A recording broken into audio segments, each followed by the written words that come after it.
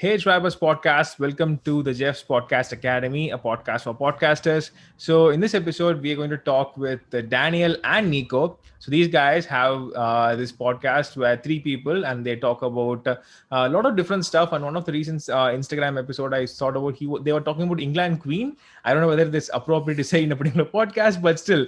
So, I talk more, discuss on their strategies and all the stuff, how they're managing and how they talk so much in this podcast, literally making interesting as well.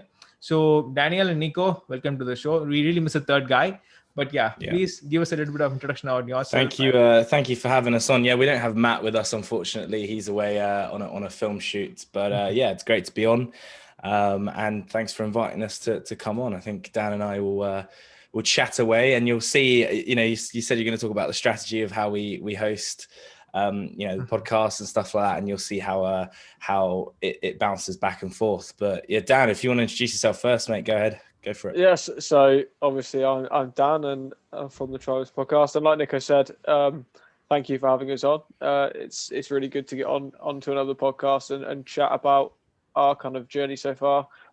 Unfortunately Matt's not with us, but the dynamic between the three of us is something that we kind of organically had, and then over the period of the last 18 months or 12, 14 months, whatever it is now, however long we've been operating, it's sort of grown, and we've become more comfortable discussing a variety of different issues. And I think the fact that we're three very different people with different interests, with different opinions, and that bounces off really, really well. None of us are from the same background, so it's not like it's three of people who have exactly the same opinions. We're not all yes men. We don't all just sit there and go, oh yeah, I agree with you. We like having that back and forth, and we like tackling new issues, controversial issues close to our heart, and we like having fun as well. Like, if we didn't enjoy doing it, then I'm sure the podcast would have just died after a couple of weeks. But, but we've hit a 1 year milestone, haven't we? Absolutely. And 1 year milestone. We're still growing, and we've got no plans of stopping. So fingers crossed we can keep hitting some more milestones. Wow. Yeah, and how did you guys meet, actually? I mean, like, you're saying that you are different stuff, different people. How did you guys meet? Any amazing story of that? Yeah, it's an interesting one, because I think the key here is that the central pivotal point of the Tribus Podcast is Dan, to be honest. Mm-hmm. I didn't know Matt didn't know me. I knew Dan, Matt knew Dan. So it was kind of a coming together of Dan's idea to want to kind of just talk about personal issues or current affairs, and it was kind of a good little trio that we brought together and just hit it off. So that's how we met. It was through Dan, really, and through work. I think it was Dan, wasn't it?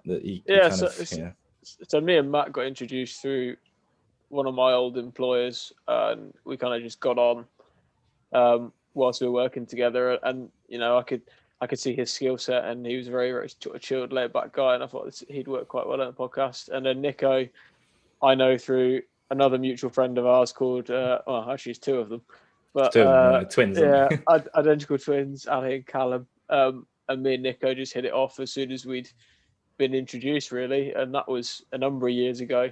Mm-hmm. So I've only known Matt for probably 18 months, 2 years now. There wasn't much of a period of time between meeting Matt and starting this. Mm-hmm. So it was just a case of me kind of wanting to do something, knowing that these two guys would be the perfect candidates for it, with their skill sets, with how interesting they are. I mean, Nico just loves talking, and that's ideal for a podcast. Exactly. And he's got maybe a bit too much sometimes. Yeah, well, I enjoy it, but he's very knowledgeable on a lot of things. Like, we did an early episode, and he talked about, I think it was on relationships, and he talked about like the 3 horsemen of the apocalypse. Four horsemen. I do apologise. That's how good my memory is.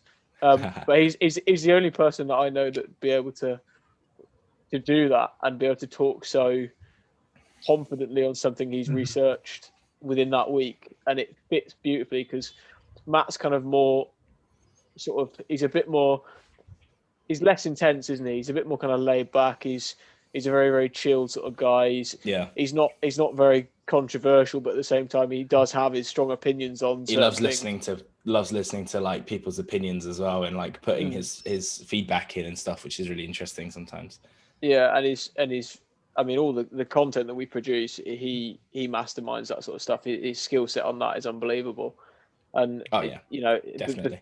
The fact that we're all different personalities and stuff works really, really well, and it works well now. We've sorted out roles for each other, and we've prioritizing building kind of steadily, because I think when we first started, I kind of just hoped that we'd hit like a viral vid and then that'd be it, sort of thing, and like we'd be it's a piece of piss. But you don't see the years of graft that some of the podcasters and the YouTubers and all these sort of people have. You have to really put the man hours in, and we're doing that. So fingers crossed, in the long term, it'll pay off.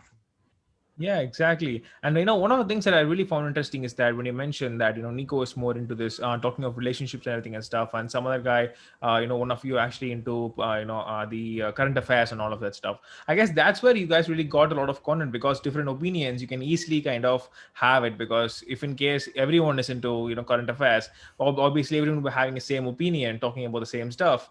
So that's how it went. So Nico, just a curious question. So probably you and Matt were the different guys, other than Dan, probably, in the meeting. Is there any sort of place where you guys didn't, gel properly, or didn't have the proper vibe at all, to order to make sure that the three of you actually kind of get going? Because just the thing is that whenever I kind of join through the people, it never really works out for me. I'm really it's a good question, and yeah, I'll answer that with yes and no, and I mean that by like, we never didn't get along, we never had an argument, we never, like, none of that. Like, we get on, we talk, whatever, like we get on really well, we're really good pals and stuff. So that was never an issue. We're both open people and talk about anything. But as part of like how we started off as well, we did agree at the start, and that's part of like the content strategy is because I also can do the video editing part of it, but Matt is an expert at doing that sort of stuff. And we kind of said, okay, to share the load, Matt, you do 4, Nico, you do 4, Matt, you do 4, Nico, you do 4. And it ended up kind of, as it always does when you're working on someone else's project, or the format is different, or whatever it is, it didn't come out quite the same, or it was slow. And I'll be honest, I didn't pull my weight at times and took time to get some stuff out. So that was kind of one of the things where we had a conversation internally, and we were like, hey, we need to kind of just like set our roles and like set how we're going to do this, because not only was it not very productive for Matt waiting on me, but it also wasn't very productive on the team waiting for me or Matt or whatever it was, of who's unsure of what's going on. But we really, like I said, we get on really well, and as a result, we solved it pretty quick. So yeah, it was absolutely fine. I think that's the important thing in it. It's the fact that, like, when there was potentially, it wasn't an issue, but when there was kind of something we thought we could do more efficiently, we addressed it as a 3. It's not like we sat on it for months and months and months. Like, we had a break off due to various different things, personal circumstances with me, the fact that we were all busy. It was, we had that break and we came back refreshed, but we addressed the problems early on, and that was it. And then as soon as that's happened, it's kind of been bang, bang, bang, and we've just got on with it. And that's the real benefit of having 3 of us with different skill sets, but also 3 people that get on so well that you can just address a problem. It's not like we're going to sit on it for months. We're just going to talk about it, get it out, sort it, then it's done within 5-10 minutes. It's never a big issue. Yeah. So, and what do you guys actually do personally, if you don't mind telling? Because I was actually saying that Matt actually, went on a film shoot, like you were mentioning on the DM on Instagram. So, what do you guys do personally? Because time management is really, that's what I'm curious. Because 3 people, it's really mind-boggling how you guys can kind of manage time, still not fighting over something at all. So, yeah, just curious about it. What do you guys do actually? Go for it, Dan. You go first, mate. So currently I'm actually a postman for Royal Mail. It's a short-term thing. I started it in November, just to get out of the house really and keep active and get some money coming in. But there's some big things planned with me in the very near future. So I'm sure if anyone watches our podcast, if anyone wants to pay more attention to that, then check that out. But that's where I'm at the minute. And it's kind of quite fun to try and balance the time between the okay. three different things, and also playing sport and watching sport and stuff. So that's me really. Yeah. So well, Matt owns and runs his own media company. So he goes out, films, creates content for some pretty big names, to be honest. So that's what he's doing at the moment. He's out on shoot with a client, and is filming an interview for something, I believe. And then I do various things, but we'll keep the keep the story short. My full-time job is I do engineering consultancy. So my actual title is a smart building analyst in central London. So essentially I design and build skyscrapers and infrastructure and cities and stuff like that for one of the world leading engineering firms. That's my full-time job, and then I do other stuff on the side as well. But we won't go into that detail. Probably yeah, not in the call. Yeah, I mean, as you said, it's difficult to align everyone's times, because the number one thing for us as well is we release podcast every week, and as making sure you have someone lined up, or a conversation or a topic lined up, you film it, you edit it, you put the pre-clips out. Poor Matt, we need to make sure that sort of stuff is done at least a few days in advance. We can't let him edit, from 8 p.m. till midnight or something the night before, just to get it out on a Wednesday.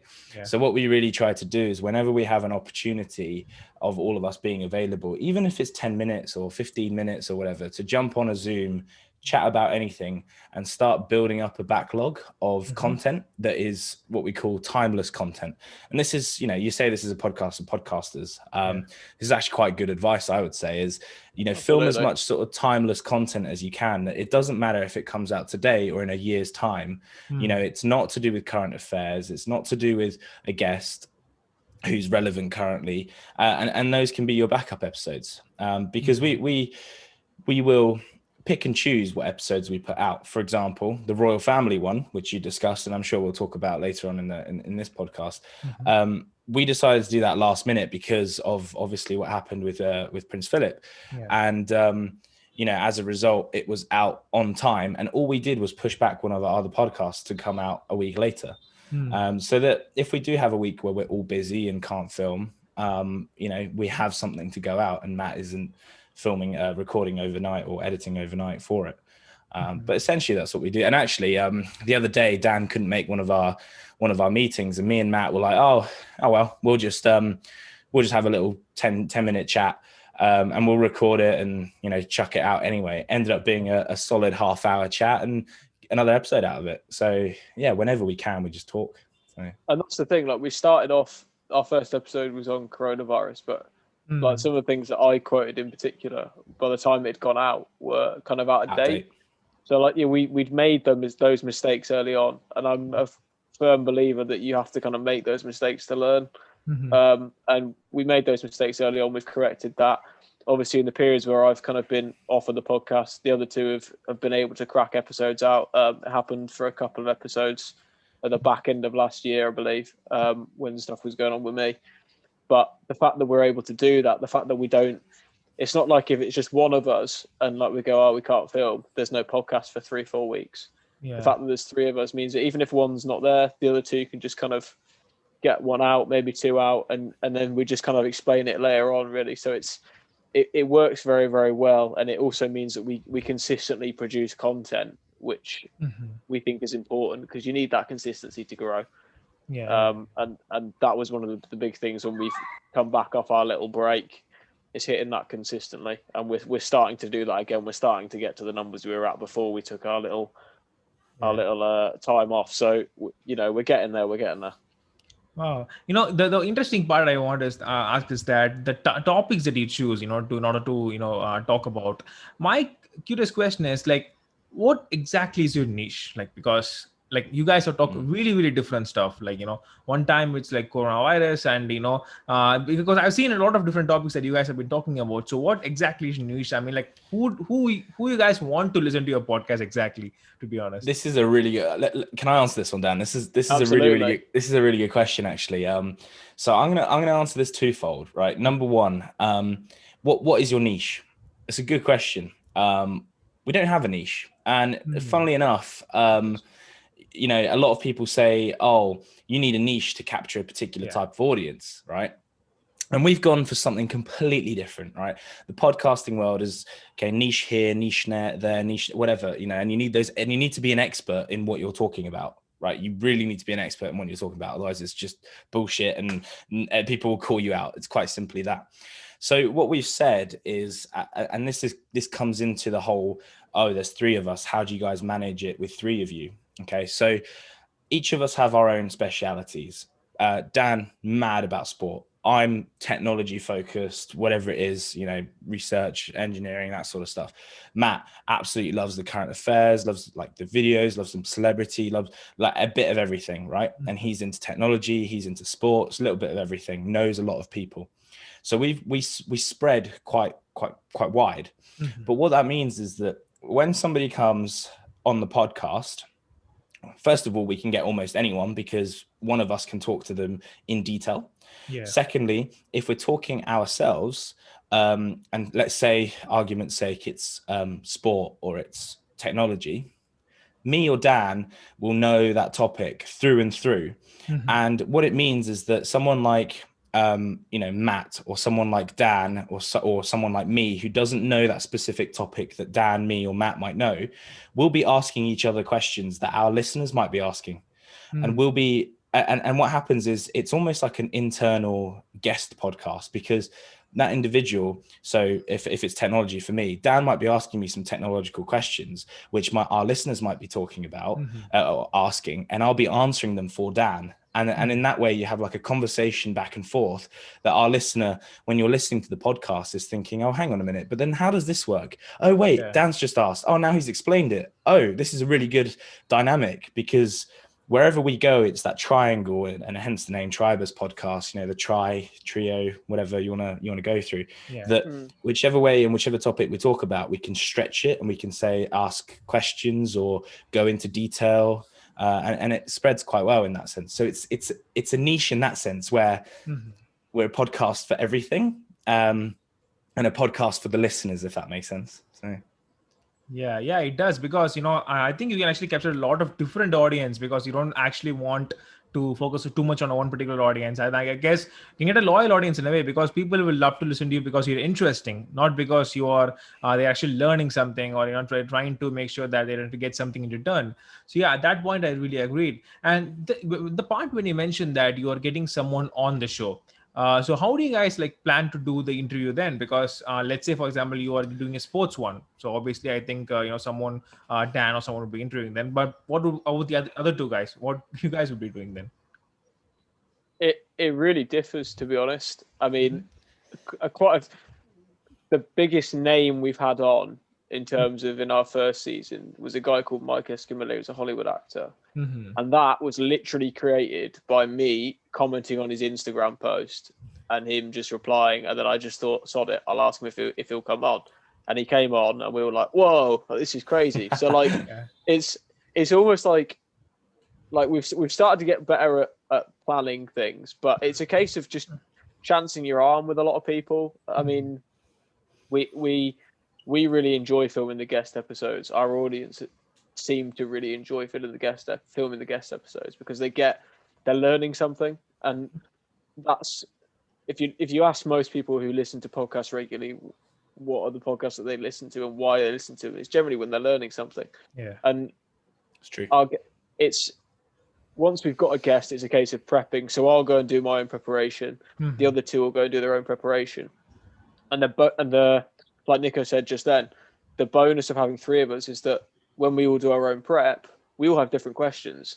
So we actually cover a lot to the point where usually we don't get to ask all the questions we want to ask. Yeah, that's true. and it's like we filmed with Johnny, shout out Cars of JB, who I've been following on YouTube for probably since he basically started. And the other 2 love cars as well. So it was a natural progression, but it was just a case of me going, right, you know, do you fancy coming on? And then he came on, and it was one of the best episodes we filmed. I mean, Gemma Forte, someone that Matt knew through work. Nico got the NHS. Channel. Yeah, your NHS friends. Like, it's a lot of it is kind of created by each one of us. Like not one of us singly or singularly is taking credit for bringing guests on, because we all do it. So we all have our own networks. Like, is it the rule of three or the what is it? When you know the degree of the degree of friendship or something like that, isn't it? You're always going to know someone that knows someone that knows someone. Yeah. And the fact that there's three of us means that is wider than it would be for one person. So we've got access to maybe not directly, but like we had another one of Matt's colleagues on, a guy called Harry Beard, who's running Prospect 100. And that was a really sick episode as well. So like it's just a case of kind of chancing your arm, getting people on that you think would be good episodes, and then prepping. And we all do our own prep, and we all do our comprehensive prep. So when it comes to the episode, we've covered most of the angles, and we try and open it up to our listeners as well. Like with Mike, we put a poll out and got our audience to ask some questions, and we asked them as well. So we want people to feel like they're part of it, and that they're getting something from it, and not just us getting something from it, if you see what I'm saying.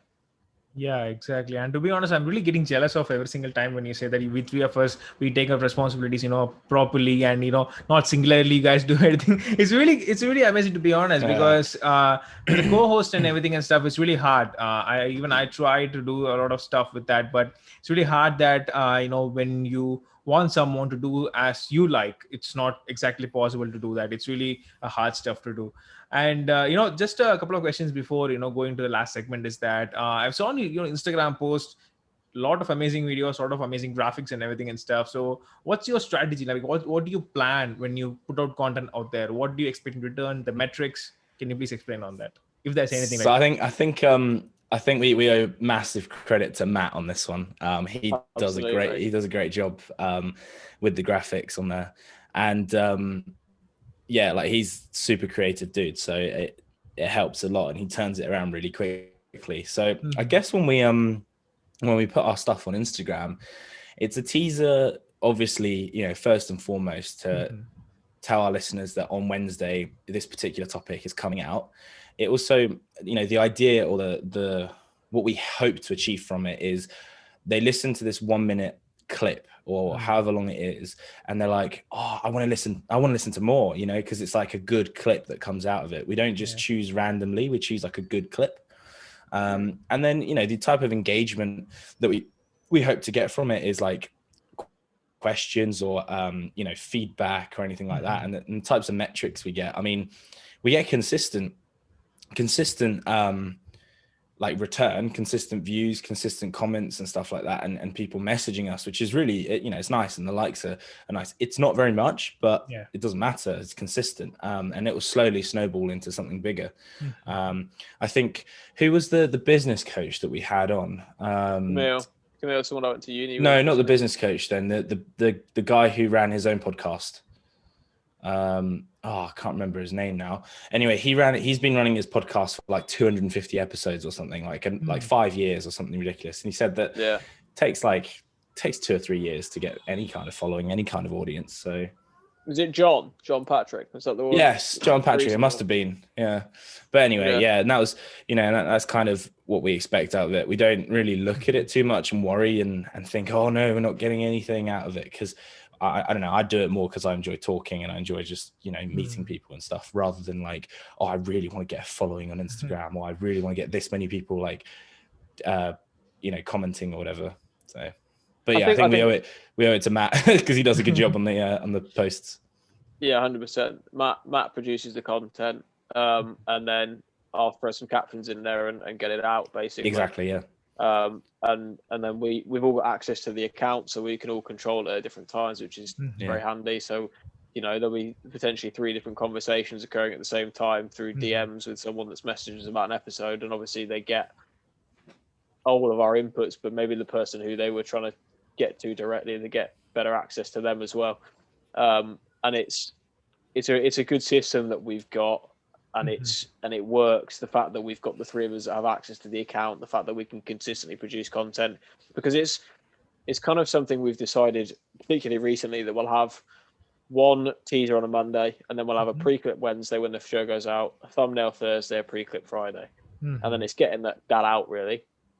And I'm kind of in the process of experimenting with times. So yesterday's one went out particularly late, just to try and hit a different market to see if that worked. Obviously, there's not one today, but it's a learning curve, and we've stumbled across this way of doing things, and it seems to produce decent numbers. And I've looked at using TikTok. I kind of started doing that and then tailed off a little bit recently, Yeah. but that seems to produce consistent numbers as well. So it's kind of just trialing things and seeing how they go. And Instagram is our biggest platform, and it's somewhere that we want to keep posting things. And like Nico said, we've had people get in contact with us about one episode in particular, or another episode, or bits in an episode. Like that's enough for us at the minute. Like if we're helping one person, if one person's getting something out of our episodes, then it's worth doing, isn't it? It's not like we don't need hundreds of thousands of people. We don't need loads of money. We don't need any of this. We do it for the love of it, and that's a fact. So. Yeah, exactly. I couldn't agree more on that. There's a couple of points I just want to touch upon what you mentioned. The first is the TikTok one. I think you're just starting it on TikTok, but please try to put as much content there, because in India, we were the number one country we were using TikTok, but due to a lot of political stuff, TikTok got banned. We couldn't actually use that. Yeah. Please, you give us a topic out of this, actually, to be honest. Yeah. Mad. Wow. Yeah. Didn't know TikTok. That's outrageous. Yeah, actually, free speech. Where is it? Yeah, they're due to a lot of data security issues. Government was mentioning. Even PUBG was banned after that. We were our Indians, we were so much into these two apps we were using, and there were lots of educational trainers. When TikTok actually gave around $10 billion for educational content out there, our Indian guys, there were lots of guys who actually went out and put out content. But yeah, finally it ended up. But please try TikTok. It's really, really an amazing platform. Even I have talked with a lot of tech startup people who are into marketing technology and everything and stuff. Even that guy mentioned he spends around 30 minutes on TikTok watching content relating to that. So yeah. Oh god, my TikTok time is a joke. It's like 2 hours a day. It's not healthy. Yeah, it is. So yeah, probably the small piece of content is really, really getting a lot of huge hit nowadays. So yeah, please try that. And another one of point that Nico mentioned, you need at least a lot of years to make sure that you get a lot of following. Even for me right now, I am on 102 episodes or 3 episodes right now. I've been doing it for almost 2 years right now. So yeah, it took a lot of time to actually get those 7 to 8K listens, to have that. But I think it's worth, the juice is worth a squeeze, by the way. So I guess that's how it all goes. But yeah, so just a couple of questions before, closing is that this is a controversial question between three of you guys. So please don't mistake me for asking this. Who is the leader of this gang, by the way? Who is the leader? There should be a leader. Do we have one?